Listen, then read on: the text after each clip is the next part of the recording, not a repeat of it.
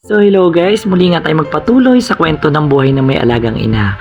At pagkatapos ko nga asikasuhin ng aking ina mula nung gabi hanggang nung umaga, ay tuloy naman tayo sa kanyang breakfast.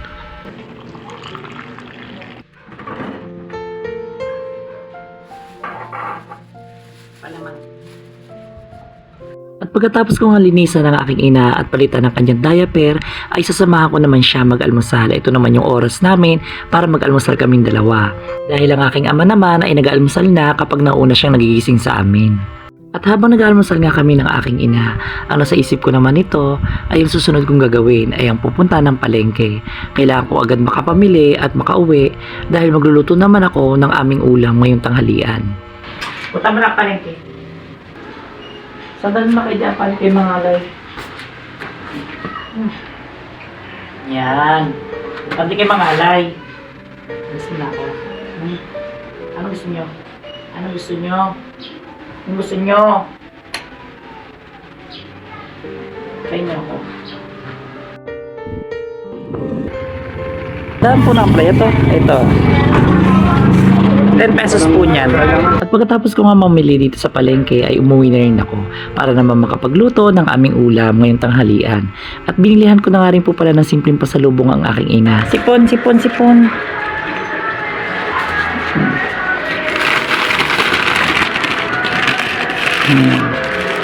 Saan niyo buksan?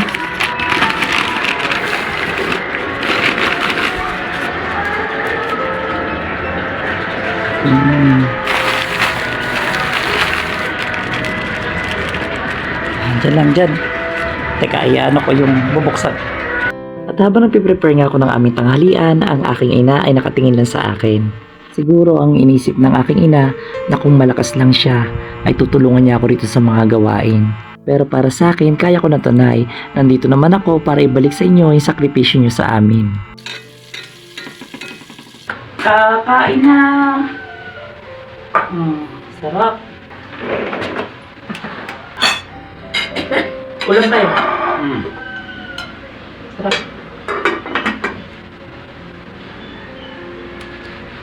Kain na po kayo lahat, guys. Kain po.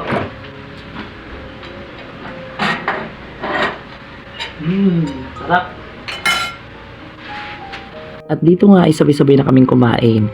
Pagkatapos ko nga po palang pakainin ng aking ina, siya po ay matutulog ng tanghali, habang ako naman ay gagawin ko naman yung ibang trabaho dito sa aming tahanan. At kinabukasan nga ay naglaban naman kami ng aking ama.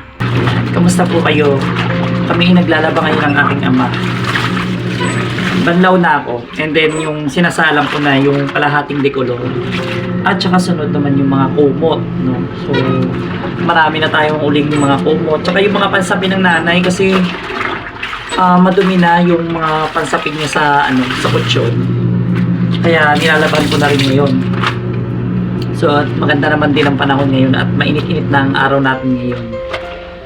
Hindi na kagaya nung mga nakaraang araw, makulimlim lang. Yun. Ang mga puti, tapos ko na rin, isasampay na lang. So, yun. Ayan ang aking ama.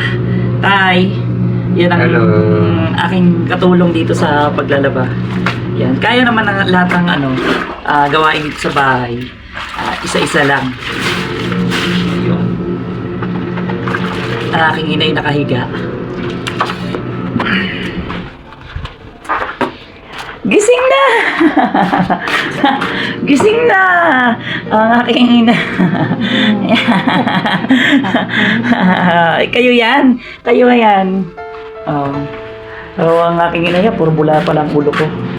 Ang aking ina ay happy-happy at kaligising lang. Kayo, Hi! Hello po mga followers. Diyan lang siya. Ang nanay pahinga lang muna ngayon. At kami ng tatay tinatapos ng mga labahin dito.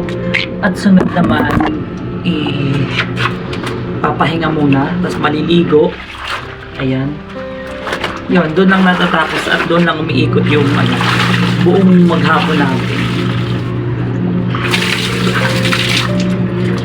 At bonus na nga, di ba, kapag hindi pa ganong marami yung ating labahin. Kasi kasi magagawa natin yung mga ibang gawain sa bahay. Kagaya ngayon, pagka hindi tayo naglalaba, yan namin nakakapaglinis-linis naman tayo dito sa mga gaya sa loob ng bahay. Ayan.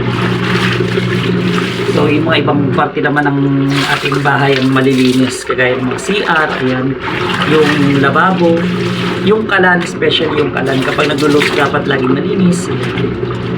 Kaya lagi ko pinupunasan din yung kalan namin. At ang aking amang ang masipag din na katulong ko dito. Dalawa kami tulong kami rin sa bahay. Ang aking ina mamaya pagkatapos mo naman pala rito merienda time na siya.